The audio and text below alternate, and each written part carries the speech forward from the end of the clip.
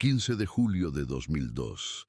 El cielo sobre Chiapas se mostraba despejado, con ese azul profundo que solo se aprecia en los días de verano en el sur de México. La humedad del aire hacía que la ropa se pegara a la piel apenas minutos después de vestirse. Los turistas madrugadores ya formaban filas en el embarcadero principal de Chiapa de Corzo, ansiosos por recorrer las imponentes paredes del Cañón del Sumidero, una de las maravillas naturales más impresionantes de México, con acantilados que se elevan hasta 1000 metros sobre el cauce del río Grijalva. Entre la multitud, la familia Ordóñez Vidal destacaba por su entusiasmo. Héctor, de 42 años, un ingeniero civil originario de Ciudad de México, no dejaba de ajustar su nueva videocámara digital Sony, un modelo que había adquirido especialmente para este viaje familiar. A su lado, Mariana, su esposa de 39 años y profesora de secundaria, revisaba por tercera vez su bolso para asegurarse de llevar suficiente protector solar y agua para sus hijos. Daniel, de 15 años, que no despegaba la vista de su Game Boy, y Sofía, de 11, quien se mostraba fascinada por las aves que sobrevolaban el embarcadero. «Esto va a ser espectacular, lo presiento», comentó Héctor mientras filmaba el movimiento de las lanchas. En el video se aprecia a Mariana sonriendo con cierto nerviosismo. «No te vayas a caer al agua por estar grabando todo», le advirtió mientras acomodaba su sombrero de paja. Aquella grabación, recuperada años después, sería la última imagen pública de la familia completa. La embarcación asignada a los Ordóñez Vidal y a otros 8 turistas partió a las 9:15 de la mañana, según el registro oficial de la Cooperativa de Lancheros. El guía asignado era Ernesto Molina, un hombre de 53 años, con más de 2 décadas de experiencia recorriendo el cañón. En declaraciones posteriores, los testigos coincidieron en que nada parecía fuera de lo común durante los primeros 40 minutos del recorrido. Las paredes del cañón se fueron haciendo más altas y estrechas. El eco de las voces rebotaba en la roca milenaria, mientras el motor de la lancha generaba pequeñas ondas en el agua, color esmeralda. Héctor no dejaba de filmar, alternando tomas del paisaje con primeros planos de su familia. En uno de esos videos, recuperado posteriormente, se escucha a Daniel preguntando al guía sobre los cocodrilos que habitan la zona. «Casi nunca atacan a las embarcaciones», respondió Molina, con la tranquilidad de quien ha dado la misma respuesta cientos de veces. «Pero igual no metas la mano al agua», añadió con una sonrisa que dejaba entrever que más allá del comentario jocoso, había una advertencia seria. Según el testimonio de Teresa Fuentes, una turista colombiana que viajaba en la misma embarcación, aproximadamente a las 10:30 de la mañana, el guía sugirió hacer una breve parada en una pequeña playa natural que se formaba en una curva del cañón. Era un lugar bonito, pero muy angosto, apenas unos metros de arena entre el agua y la pared rocosa, declaró Fuentes a las autoridades días después.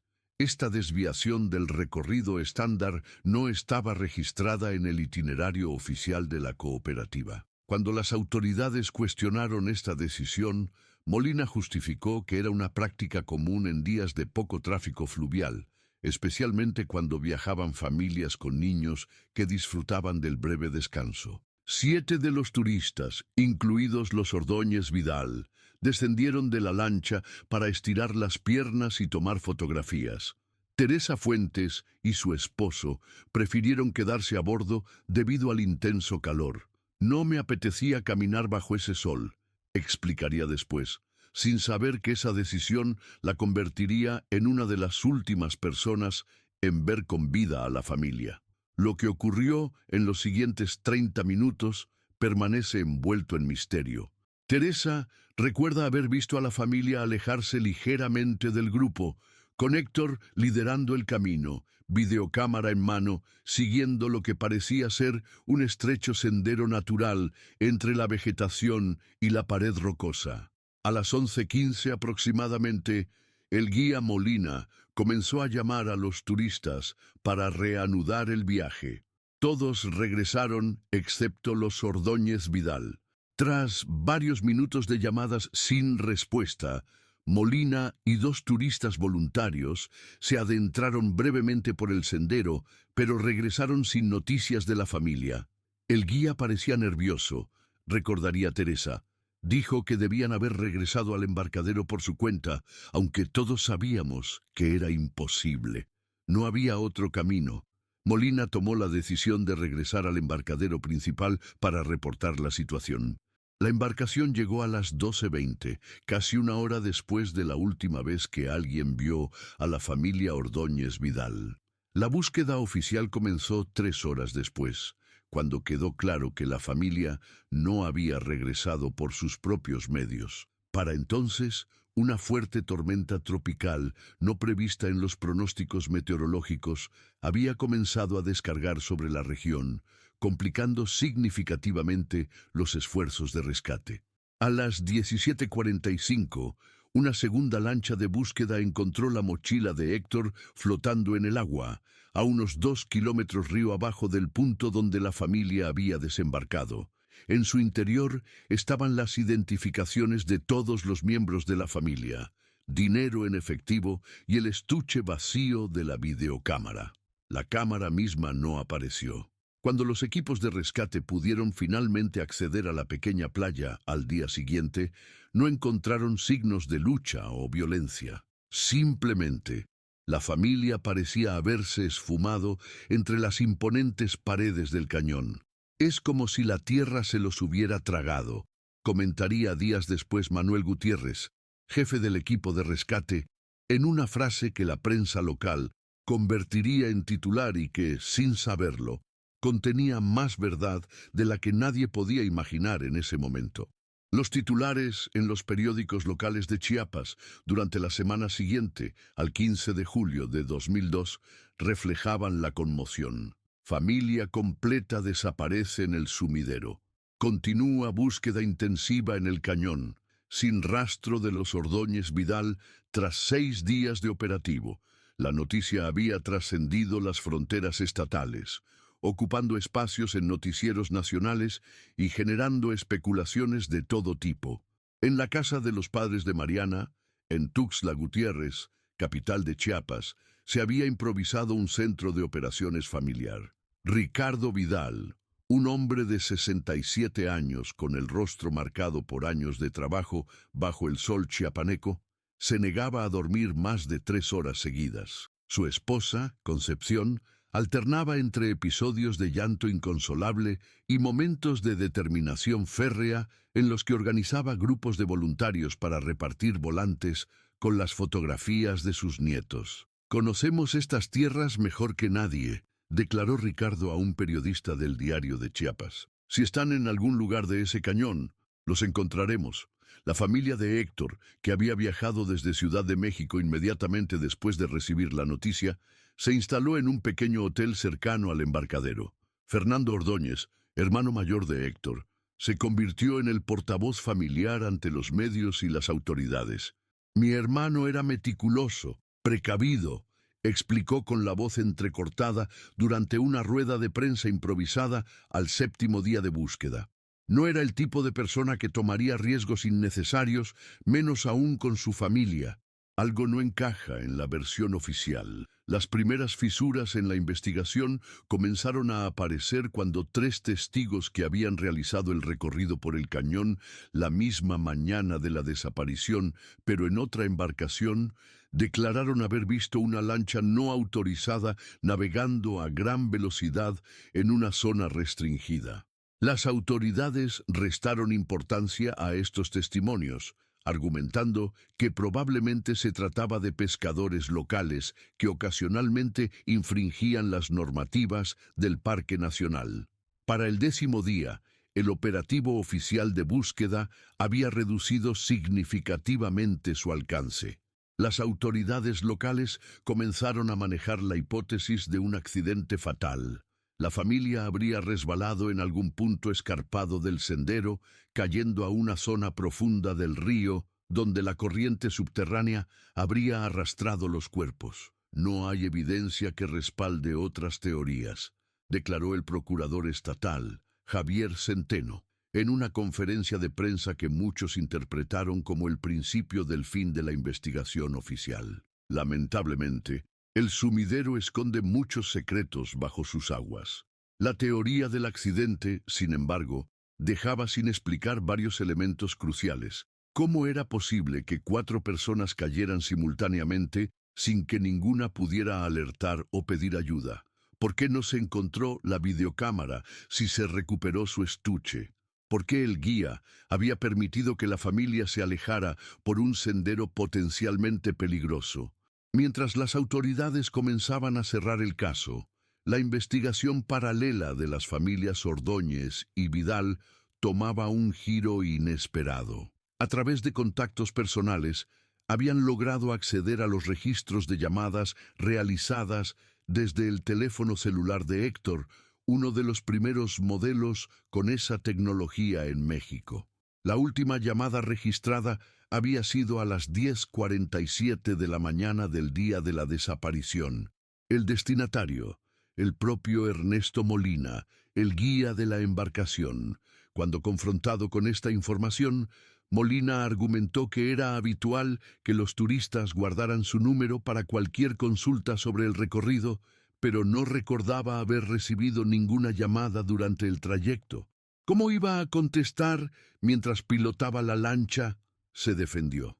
Además, la cobertura en el cañón es prácticamente inexistente.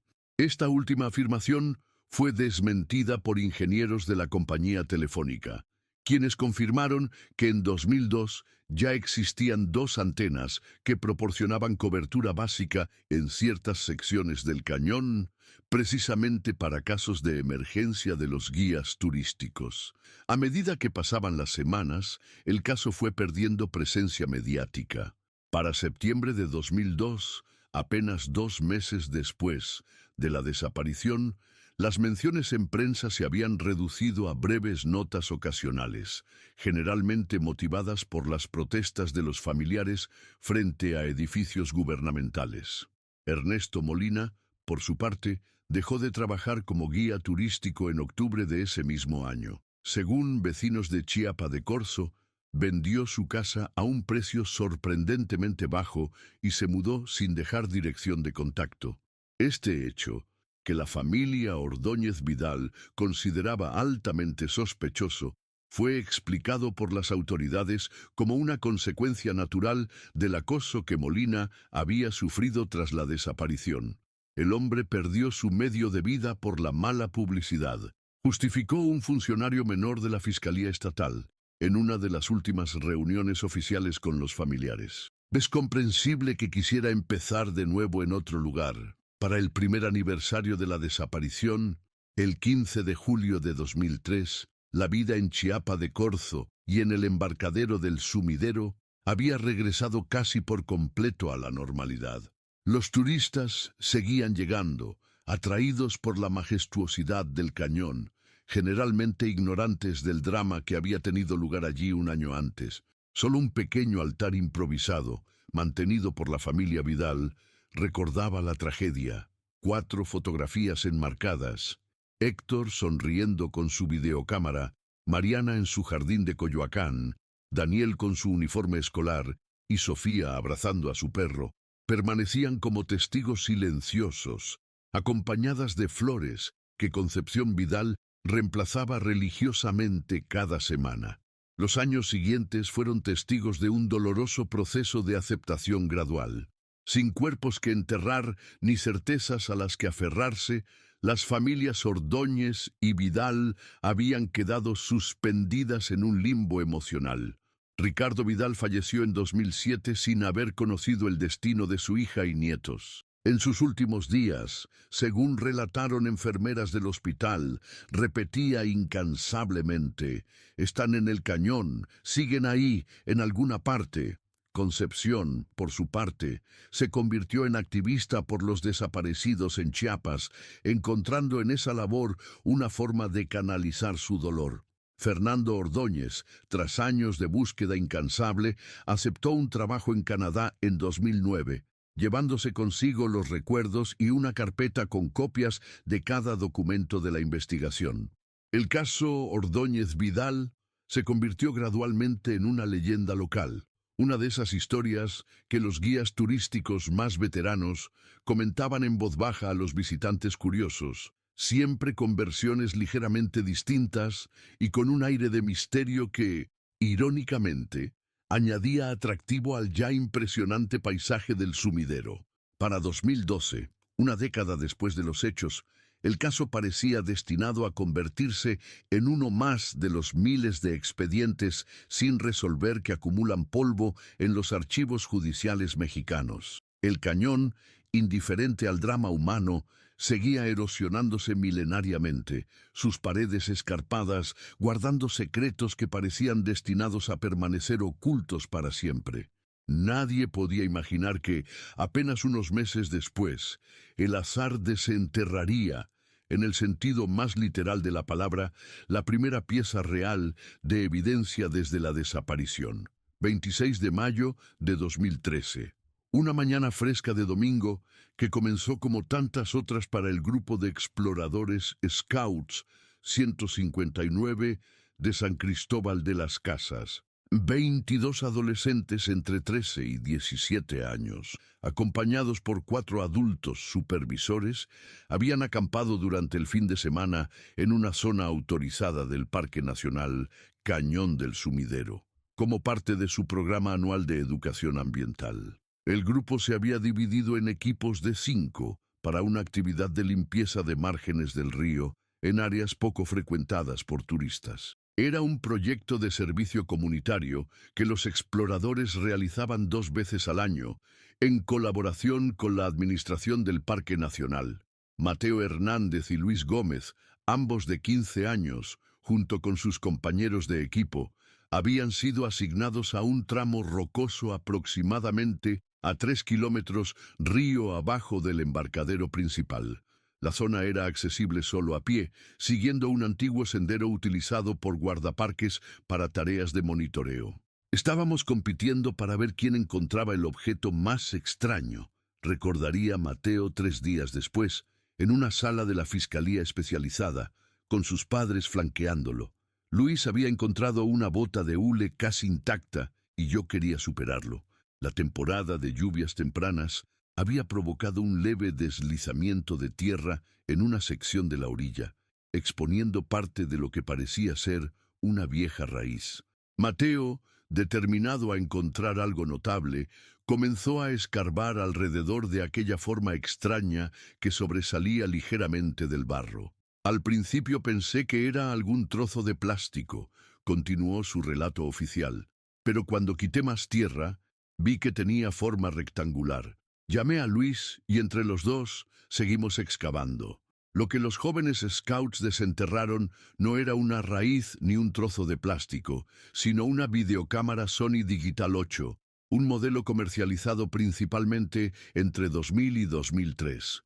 El dispositivo estaba envuelto en una bolsa de plástico sellada con cinta adhesiva, un intento claramente deliberado de protegerla de la humedad. Estaba sucia, pero no parecía muy dañada, explicó Luis.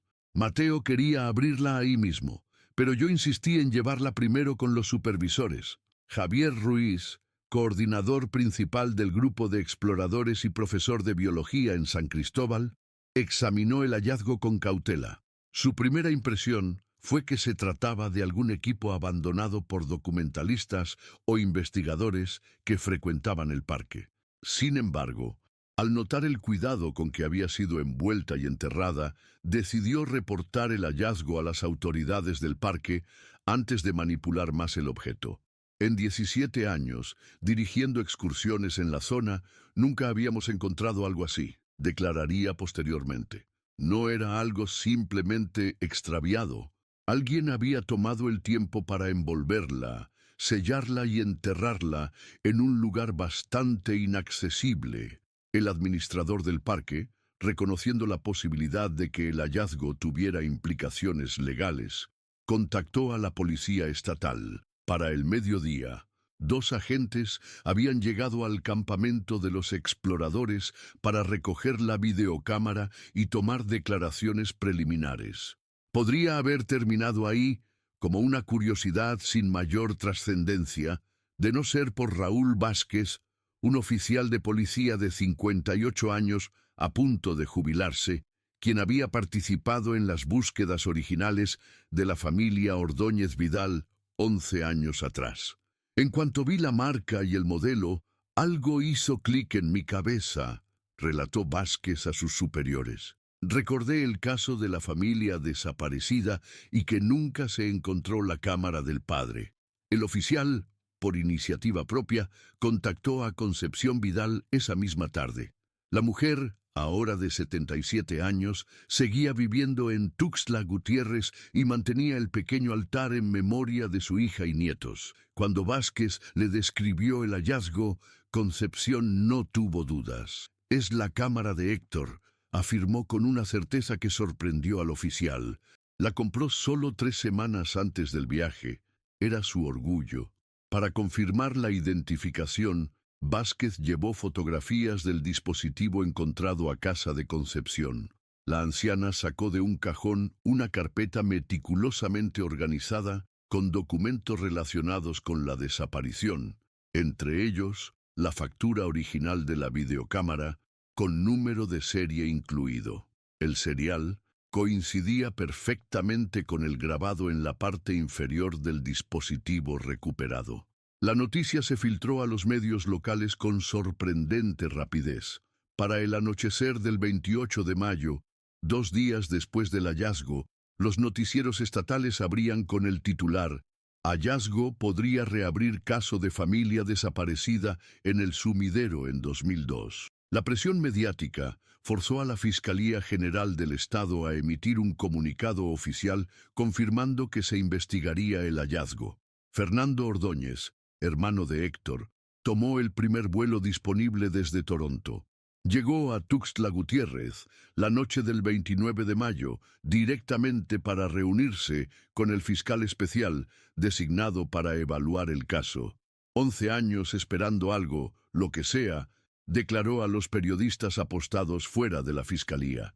«Si esta cámara puede hablar, queremos escuchar lo que tiene que decir». El verdadero reto técnico comenzó entonces. La videocámara, aunque protegida por la bolsa plástica, había sufrido daños por humedad y el tiempo transcurrido. La batería estaba completamente deteriorada y existía el riesgo de que, al intentar acceder a su contenido, cualquier información almacenada pudiera perderse definitivamente. Ricardo Montero, jefe del recién establecido Departamento de Análisis Digital Forense de la Fiscalía, tomó el caso como un desafío personal. Con la ayuda de 2 técnicos especialistas en recuperación de datos y un representante de Sony, México, montaron un laboratorio improvisado para intentar extraer las imágenes de la cinta sin dañarla. Era como realizar una operación a corazón abierto en un paciente de alto riesgo, describiría posteriormente Montero en una conferencia técnica. Cada paso tenía que ser perfectamente calculado, porque no habría segunda oportunidad. El proceso de recuperación tomó 5 días de trabajo intenso. La cinta había sufrido degradación en algunas secciones, pero aproximadamente el 70% del material seguía siendo recuperable. Las imágenes más recientes, las últimas grabadas, eran precisamente las menos dañadas. El 4 de junio de 2013, en una sala especialmente acondicionada de la Fiscalía, Fernando Ordóñez, Concepción Vidal y el fiscal especial Luis Armando Reyes se sentaron frente a un monitor para presenciar la primera reproducción oficial del contenido recuperado. Lo que vieron en esas imágenes temblorosas y parcialmente degradadas cambiaría por completo la narrativa del caso y reabriría oficialmente la investigación sobre la desaparición de la familia Ordóñez Vidal. La reproducción comenzó con escenas familiares, tomas del amanecer desde el hotel en Chiapa de Corzo, Sofía y Daniel desayunando mientras Mariana les recordaba aplicarse protector solar, la fila de turistas esperando abordar las lanchas. Eran imágenes que cualquier padre habría capturado durante unas vacaciones familiares, teñidas ahora con la pátina trágica de lo que vendría después. A medida que avanzaba la reproducción, las escenas mostraban el recorrido por el cañón, las imponentes paredes rocosas, un grupo de monos aulladores en las alturas, cocodrilos asoleándose en bancos de arena distantes. La voz de Héctor narraba ocasionalmente, señalando detalles o pidiendo a su familia que posara frente a algún paisaje particularmente impresionante. A los 37 minutos de grabación aparecieron las primeras imágenes de la pequeña playa donde el grupo había desembarcado. Se podía ver a otros turistas caminando por la orilla mientras el guía, Ernesto Molina, señalaba hacia una formación rocosa cercana. Y aquí viene lo interesante, se escucha decir a Héctor tras la cámara. Ernesto dice que hay unas cuevas por ese sendero que no están en el recorrido oficial. La siguiente secuencia mostraba a la familia Ordóñez Vidal, separándose del grupo principal, siguiendo a Molina por un estrecho sendero ascendente entre la vegetación. Sofía se quejaba del calor, mientras Daniel, sorprendentemente entusiasmado, preguntaba si en las cuevas habría murciélagos. «Es solo un pequeño desvío», aseguraba Molina, caminando delante del grupo. «Vale la pena, se los prometo». En este punto, Fernando Ordóñez pidió detener la reproducción. Esto contradice totalmente su declaración original. Señaló con la voz tensa por la emoción contenida. Molina declaró que mi hermano y su familia se habían alejado por cuenta propia sin su conocimiento. Aquí está claramente guiándolos. El fiscal Reyes asintió gravemente, tomando notas mientras ordenaba continuar con la reproducción. Las imágenes siguientes mostraban el ascenso por el sendero cada vez más empinado, hasta llegar a una pequeña explanada rocosa. Desde ese punto se apreciaba una vista espectacular del cañón y el río serpenteando en la profundidad. Valió la pena, ¿verdad?, pregunta Molina, ahora frente a la cámara, sonriendo. Pero lo mejor está por aquí. La imagen se mueve siguiendo al guía hasta lo que parece ser la entrada de una pequeña caverna natural, apenas visible entre la vegetación. Mariana se muestra visiblemente aprensiva. «¿Esto es seguro? Deberíamos volver ya con el grupo. Nos estarán esperando», se le escucha decir. «Es completamente seguro», responde Molina. «He traído aquí a docenas de grupos especiales. Además, ya avisé por radio que tardaríamos un poco más». Esta afirmación generó otra pausa en la reproducción. «Nunca mencionó ninguna comunicación por radio en sus declaraciones», observó el fiscal Reyes. «Y los registros de la cooperativa no muestran ningún reporte de este tipo». La grabación continuó. Héctor pasó la cámara a su hijo Daniel para que éste pudiera capturar su entrada a la cueva. Se ve a Héctor agachándose para atravesar la estrecha abertura, seguido por Sofía. Mariana permanece fuera, aún dudosa. «Vamos, mamá, no pasa nada». Se escucha la voz de Sofía desde el interior. Finalmente, Mariana accede y entra. Daniel, sosteniendo la cámara, es el último en ingresar. La calidad de la imagen disminuye notablemente en el interior oscuro de la caverna. Daniel enciende la luz auxiliar de la cámara, revelando un espacio sorprendentemente amplio con techos bajos. Las paredes están húmedas y hay pequeñas formaciones de estalactitas. «Increíble», murmura Héctor, examinando las formaciones rocosas. «¿Cómo es que esto no está en las guías turísticas?». Molina, apenas visible en la penumbra, responde en voz baja. «No todo lo que hay en el cañón está documentado oficialmente. Algunos lugares preferimos mantenerlos protegidos del turismo masivo». La cámara gira, mostrando a Mariana y Sofía explorando otra sección de la caverna. Luego, inesperadamente, captura lo que parece ser una abertura más profunda, un túnel natural que se adentra en la oscuridad. «¿Qué hay allá?», pregunta la voz de Daniel tras la cámara. «Eso Molina duda visiblemente. Eso no es parte del recorrido. Es peligroso. Pero acabas de decir que conocías bien este lugar, interviene Héctor, ahora con un tono ligeramente suspicaz. La tensión en el ambiente es palpable, incluso a través de la grabación deteriorada. Molina parece incómodo, mirando repetidamente hacia la entrada de la cueva. Deberíamos irnos ya, dice, consultando su reloj. Los demás estarán impacientes. La siguiente secuencia muestra al grupo saliendo de la cueva. La luz brillante del exterior contrasta fuertemente, blanqueando momentáneamente la imagen. Cuando se ajusta la exposición, se puede ver a Molina hablando con alguien más en la explanada. Es un hombre de constitución robusta, vestido con ropa similar a la de los guardaparques, pero sin identificaciones oficiales visibles. ¿Quién es usted?, se escucha preguntar a Héctor, ahora sosteniendo nuevamente la cámara. El desconocido y Molina intercambian miradas. La tensión es evidente. Es un colega, responde finalmente Molina. Estaba preocupado porque tardábamos demasiado. No vi a nadie más cuando subimos, insiste Héctor, su voz adquiriendo un tono defensivo.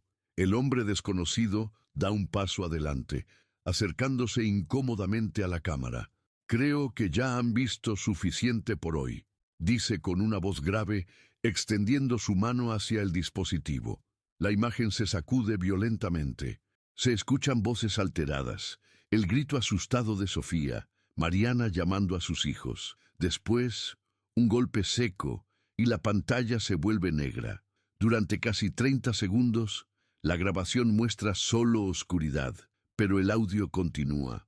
Se escuchan sonidos de forcejeo, pasos apresurados, una voz masculina, posiblemente el desconocido, diciendo «Tráelos a todos, rápido». Luego, la voz inconfundible de Héctor, ahora a cierta distancia del micrófono. «Déjennos ir, no hemos visto nada». Otro golpe seco y después silencio. La grabación no termina ahí.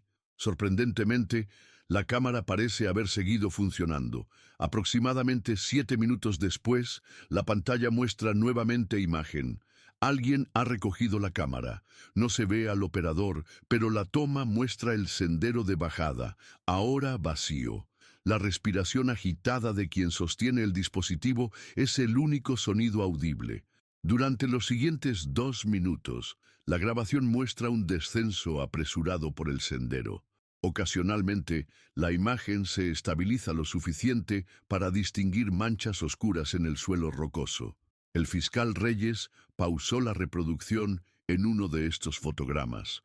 Eso podría ser sangre, observó con gravedad. Necesitaremos análisis forense de estas imágenes. La secuencia final, de apenas 40 segundos, muestra la orilla del río desde un ángulo elevado. Se pueden distinguir las lanchas turísticas a lo lejos y varios puntos que corresponderían a personas en la pequeña playa. Luego, la voz del hombre desconocido, ahora claramente audible. Deshazte de esto, que no quede nada. La grabación termina abruptamente. El silencio en la sala de visualización era absoluto. Fernando Ordóñez tenía la mirada fija en la pantalla, ahora en negro, como esperando que aparecieran más imágenes. Concepción Vidal lloraba silenciosamente, sus manos arrugadas aferrándose a un pañuelo. Esto ya no es una investigación por desaparición, dijo finalmente el fiscal Reyes, cerrando su libreta de anotaciones. Estamos ante un caso de probable homicidio múltiple. La reapertura oficial del caso Ordóñez Vidal se anunció en una rueda de prensa el 6 de junio de 2013. El fiscal general del Estado, acompañado por el recién nombrado fiscal especial Luis Armando Reyes, presentó las líneas generales de la nueva investigación, sin revelar el contenido específico de la grabación, por motivos estratégicos de la indagatoria. La primera y más urgente tarea era localizar a Ernesto Molina, el guía que aparecía claramente en las imágenes, contradiciendo su testimonio original. Su paradero se había convertido en una incógnita desde que abandonara Chiapa de Corzo en octubre de 2002. Los registros oficiales mostraban que había renovado su identificación por última vez en Villahermosa, Tabasco, en 2005, pero después de esa fecha parecía haberse esfumado de los sistemas gubernamentales. Paralelamente, un equipo de geólogos e investigadores forenses fue desplegado para intentar localizar la cueva mostrada en la grabación. Esta tarea se presentaba extremadamente compleja. El cañón del Sumidero tiene más de 30 kilómetros de longitud, con paredes que alcanzan los 1000 metros de altura y docenas de formaciones cavernosas no documentadas oficialmente. Es como buscar una aguja en un pajar, explicó Javier Miranda, jefe del equipo de exploración. Pero tenemos algo a nuestro favor. Las imágenes nos dan referencias geológicas específicas que podemos cruzar con mapas topográficos. La verdadera ruptura en el caso llegó de manera inesperada, a través de una fuente completamente diferente. Teresa Fuentes, la turista colombiana que había estado en la misma embarcación que los Ordóñez Vidal aquel fatídico día de 2002, vio la noticia de la reapertura del caso en un noticiero internacional. Ahora, residiendo en Bogotá, contactó inmediatamente a la Fiscalía chiapaneca. Hay algo que nunca dije en mi declaración original, confesó en una videollamada con el fiscal Reyes. Tenía miedo. Estaba en un país extranjero y no quería problemas. Su testimonio revisado aportó un elemento crucial. El hombre que aparecía hablando con Molina en la explanada no era un desconocido para ella. Lo había visto esa misma mañana en el embarcadero, vestido con uniforme de la administración del parque, hablando animadamente con Molina antes de que los turistas abordaran las lanchas. Parecían conocerse bien como colegas habituales, añadió. Cuando pregunté a Molina quién era, me dijo que era un supervisor de rutas o algo así. Con esta nueva información, los investigadores revisaron exhaustivamente los registros de personal del Parque Nacional de aquel periodo. Identificaron a 5 posibles sospechosos que coincidían con la descripción física proporcionada por Fuentes y la imagen parcial capturada en el video. Uno de ellos, Gabriel Méndez Torres, destacó inmediatamente. Había trabajado como coordinador de guardaparques entre 1997 y 2004, cuando renunció repentinamente sin explicación. Lo más significativo, Méndez había desaparecido de Chiapas aproximadamente un mes después que Molina. La investigación se centró entonces en reconstruir los movimientos de ambos hombres. Los registros bancarios de Méndez, obtenidos mediante orden judicial, revelaron un patrón sospechoso: depósitos irregulares de cantidades significativas durante los años 2001 y 2002, incompatibles con su salario oficial como funcionario del parque. El 23 de julio de 2013, casi exactamente 11 años después de la desaparición, un avance decisivo. Gabriel Méndez Torres fue localizado en Mérida, Yucatán, donde vivía bajo el nombre de Ramón Villalobos y trabajaba como guía turístico en la zona arqueológica de Chichén Itzá. El arresto se realizó discretamente para evitar la atención mediática. Durante las primeras 48 horas de interrogatorio, Méndez mantuvo una negativa absoluta, afirmando no conocer a ninguna familia desaparecida ni a Ernesto Molina. Su postura cambió drásticamente cuando los investigadores le mostraron fragmentos de la grabación recuperada. Eso podría ser cualquiera, insistió inicialmente. La calidad es pésima.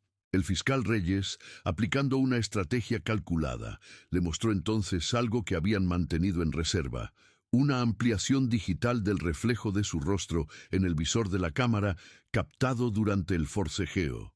La imagen, aunque granulada, era suficientemente clara para una identificación positiva. «Necesito garantías», murmuró finalmente Méndez, comprendiendo la gravedad de su situación. «Si hablo, hay gente que vendrá por mí». El pacto con la Fiscalía se formalizó en las siguientes horas. A cambio de una confesión completa y la ubicación de los cuerpos, Méndez recibiría protección dentro del sistema penitenciario y la posibilidad de cumplir su condena en una prisión federal de máxima seguridad, lejos de Chiapas. Lo que Méndez reveló en su declaración oficial sacudió no solo la investigación del caso Ordóñez Vidal, sino todo el sistema de administración del Parque Nacional Cañón del Sumidero. Según su testimonio, desde 1998 existía una operación sistemática de extracción ilegal de piezas arqueológicas encontradas en cuevas inexploradas del cañón. El sistema involucraba a guardaparques, guías turísticos y funcionarios de medio y alto rango de la administración estatal. Las piezas, principalmente artefactos mayas de jade y cerámica, eran vendidas a coleccionistas privados internacionales a través de intermediarios en Ciudad de México. Las cuevas estaban fuera de los registros oficiales por una razón, explicó Méndez. Algunas contenían pequeñas cámaras funerarias con ofrendas intactas. Un solo lote podía valer cientos de miles de dólares en el mercado negro. Ernesto Molina, según la confesión, era uno de los captadores, guías que ocasionalmente desviaban a turistas con aspecto adinerado o influyente hacia estas cuevas, presentándolas como exclusivas o privilegiadas para tantear posibles compradores entre visitantes extranjeros de alto poder adquisitivo. Lo que pasó con esa familia fue un accidente, insistió Méndez. Nunca debieron ser llevados a la cueva principal, donde teníamos el almacén temporal. Molina cometió un error de cálculo. El padre empezó a hacer demasiadas preguntas cuando vio los artefactos apilados en la sección profunda. Según su versión, el forcejeo por la cámara se convirtió rápidamente en una situación incontrolable. Héctor Ordóñez resultó gravemente herido al golpearse la cabeza contra una formación rocosa. Cuando Mariana intentó auxiliarlo, Méndez la empujó con fuerza, provocando que también cayera. Los niños, aterrorizados, fueron retenidos por Molina. Todo sucedió en minutos, continuó. Cuando nos dimos cuenta, tanto el padre como la madre estaban inconscientes, sangrando. Entramos en pánico. Molina dijo que no podíamos dejar testigos, menos aún niños que podrían identificarnos. Yo nunca había estado en algo así. La frialdad de su relato sobre lo sucedido después impactó incluso a los investigadores más experimentados. Los cuerpos fueron transportados durante la noche, utilizando una lancha oficial del parque, hasta una sección remota del cañón, conocida como la Cueva del Silencio. Una caverna natural parcialmente inundada, ubicada a unos 17 kilómetros del embarcadero principal. Es prácticamente inaccesible desde el agua, explicó Méndez. La corriente interna hace que cualquier cosa que entre ahí desaparezca en un sistema de túneles subacuáticos que se extiende por kilómetros. La videocámara, el único elemento que podía vincularlos directamente con la desaparición, debía ser destruida. Sin embargo, por razones que Méndez no supo explicar coherentemente, decidió preservarla, quizás como una forma de seguro personal. La enterré yo mismo, en un lugar que pensé que nadie encontraría jamás, concluyó. Supongo que 11 años no fueron suficientes. Con las coordenadas proporcionadas por Méndez, un equipo especializado de buzos de la Marina Mexicana inició operaciones de búsqueda en la Cueva del Silencio el 2 de agosto de 2013. Las condiciones extremadamente peligrosas de la caverna obligaron a suspender los trabajos en múltiples ocasiones. Finalmente, el 17 de agosto, en el tercer intento de exploración profunda, los restos de 4 cuerpos fueron localizados en una cámara subacuática a aproximadamente 200 metros de la entrada de la cueva. La extracción tomó 2 días adicionales. Las pruebas de ADN confirmaron lo inevitable. Los restos correspondían a Héctor, Mariana, Daniel y Sofía Ordóñez Vidal. La noticia de la recuperación de los cuerpos se hizo pública el 25 de agosto. Fernando Ordóñez y Concepción Vidal pudieron finalmente, 11 años después, dar sepultura digna a sus seres queridos en una ceremonia privada en Tuxtla Gutiérrez. Paralelo a la tragedia familiar, la investigación destapó una red de corrupción y tráfico de antigüedades que había operado impunemente durante más de una década en el Cañón del Sumidero. Además de Méndez, fueron detenidas otras 17 personas, incluyendo funcionarios de alto nivel de administraciones pasadas. Ernesto Molina, sin embargo, seguía prófugo. Según la confesión de Méndez, tras el incidente ambos habían acordado separarse y nunca volver a contactarse. La última información que tenía situaba a Molina posiblemente en Guatemala o Belice. El 30 de septiembre de 2013, una llamada anónima alertó a la policía de Flores, en el departamento de Petén, Guatemala, sobre un hombre que coincidía con la descripción de Molina. Las autoridades guatemaltecas, en coordinación con la Fiscalía Mexicana, montaron un discreto operativo de vigilancia en un pequeño hotel a orillas del lago Petén Itzá. Cuando los agentes irrumpieron en la habitación la mañana del 2 de octubre, encontraron el cuerpo sin vida de un hombre de aproximadamente 64 años. La autopsia revelaría después que había ingerido voluntariamente una dosis letal de pesticidas. Una nota manuscrita en la mesita de noche contenía solo 7 palabras. Lo siento, los veo en mis pesadillas. La identificación dactilar confirmó que se trataba de Ernesto Molina. El caso Ordóñez Vidal quedó oficialmente cerrado el 15 de diciembre de 2013. La Fiscalía entregó a las familias un informe completo de la investigación, incluyendo una copia digital restaurada de la grabación recuperada. Como consecuencia directa del caso, el gobierno federal mexicano implementó un programa de verificación y catalogación exhaustiva de todas las formaciones cavernosas del Cañón del Sumidero, designando varias de ellas como sitios arqueológicos protegidos tras el descubrimiento de importantes vestigios prehispánicos.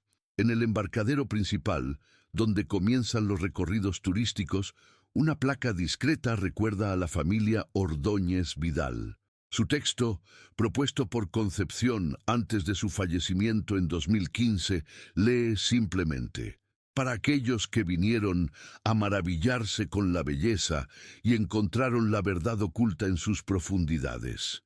Su sacrificio no fue en vano. Cada 15 de julio, fecha del aniversario de la desaparición, los guías turísticos del cañón realizan una pequeña ceremonia en memoria de la familia.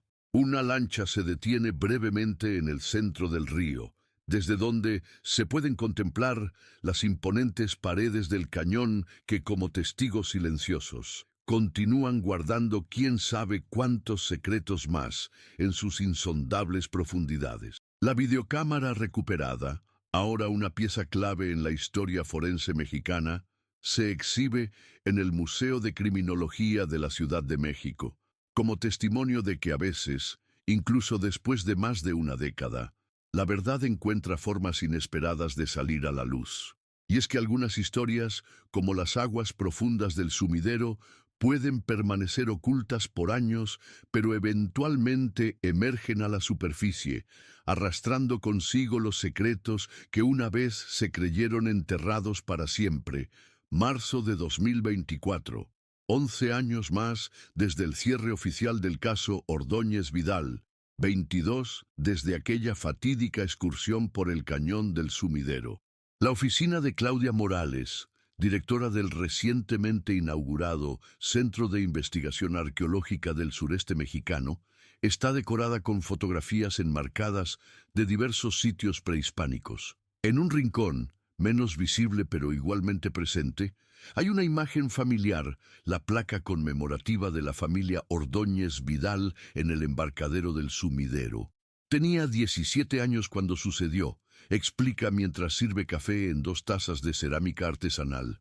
Maberdy, mi padre, era uno de los buzos que recuperaron los cuerpos. Nunca habló mucho del tema, pero esa misión lo cambió. Creo que por eso decidí dedicarme a proteger nuestro patrimonio arqueológico. Frente a ella, Elena Ordóñez, sobrina de Héctor, y ahora una periodista de investigación reconocida internacionalmente, asiente mientras revisa un grueso expediente sobre la mesa. Agradezco que me recibas, dice Elena. La mayoría de las personas prefieren no remover este caso. Dicen que ya está cerrado, resuelto, pero tú no lo crees, observa Claudia, no como pregunta, sino como afirmación. Elena extrae una fotografía del expediente. Es una imagen granulada, extraída de la videocámara recuperada, que muestra parcialmente varios objetos apilados en el fondo de la cueva donde ocurrió el altercado fatal. Piezas arqueológicas, según la versión oficial. He revisado esta imagen con 5 expertos diferentes, explica Elena. 3 de ellos coinciden en que algunos de estos objetos no parecen prehispánicos. Este en particular señala una forma rectangular apenas distinguible. Tiene características que sugieren un origen colonial, posiblemente del siglo XVI. Claudia examina la imagen con evidente interés profesional. Podría ser, concede. ¿Por qué es importante? Porque contradice la historia oficial. Si no eran solo piezas mayas las que estaban traficando, entonces el alcance de la operación era mucho mayor de lo que se informó. La directora deja su taza sobre la mesa, pensativa. Tras un momento de silencio, se levanta y cierra la puerta de su oficina. De un archivador extrae una carpeta sellada. Esto llegó hace 3 meses, explica. Parte de las excavaciones autorizadas en la sección este del cañón quedó clasificado por petición de la Secretaría de Cultura Federal. Las fotografías muestran el interior de una caverna previamente inexplorada. En una de las cámaras naturales, perfectamente conservados debido a las condiciones de temperatura y humedad constantes. Hay varios baúles de madera con herrajes metálicos típicos del período colonial temprano. Encontramos documentos, mayormente deteriorados, pero algunos legibles. Correspondencia oficial, registros de embarque. Y esto, la última fotografía muestra un pequeño cofre abierto. En su interior, perfectamente ordenados, varios lingotes con un inconfundible brillo dorado. Parte del cargamento de la nao de China que nunca llegó a Acapulco en 1587, explica Claudia. Valorado en varios millones en el mercado actual. Y lo más interesante, encontramos evidencia de que este hallazgo ya había sido localizado antes, probablemente en los 90, y luego cuidadosamente resellado. Estaban traficando más que simples artefactos mayas, murmura Elena, conectando los puntos. Tenían un tesoro colonial completo, y seguramente otros que no hemos encontrado aún, añade Claudia. Tu familia tropezó con algo mucho más grande de lo que todos pensaron. Elena guarda silencio mientras asimila la información. De los 17 detenidos por el caso, solo 3 siguen en prisión, dice finalmente. Los demás fueron liberados por tecnicismos o cumplieron condenas reducidas. Gabriel Méndez podría salir en menos de 5 años. ¿Qué harás con esta información?, pregunta Claudia. Elena recoge las fotografías cuidadosamente. Lo que mi tío intentó hacer ese día en el cañón, documentar la verdad, sin importar lo profundo que haya que buscar. Mientras Elena se marcha, Claudia regresa a su ventana. Desde allí puede verse, en la distancia, la silueta imponente del cañón del sumidero recortada contra el cielo del atardecer chiapaneco. Sus paredes, que han sido testigos de la historia humana por milenios, parecen guardar aún incontables secretos. En algún lugar de la Ciudad de México, un hombre de avanzada edad contempla obsesivamente las noticias sobre nuevos descubrimientos arqueológicos en el sureste mexicano. Su apartamento, modesto pero con vistas privilegiadas, está decorado con reproducciones de arte maya. Solo una pieza es auténtica, un pequeño jade tallado con la figura de un gobernante, rescatado apresuradamente hace más de 2 décadas de una cueva en el sumidero. En su teléfono, una notificación parpadea. Periodista prepara nuevo reportaje sobre caso sumidero. El hombre, cuyo nombre no aparece en ningún registro oficial del caso, pero cuyas órdenes determinaron el destino de la familia Ordóñez Vidal, esboza una sonrisa tensa mientras marca un número que juró nunca volver a utilizar. Algunas historias nunca terminan realmente. Algunas verdades son tan profundas como el propio cañón, con capas y capas que solo el tiempo y la persistencia pueden revelar. Y mientras el sol se oculta tras las montañas de Chiapas, el sumidero continúa en silencio, guardián imperturbable de sus misterios, algunos resueltos, muchos otros aún esperando ser descubiertos.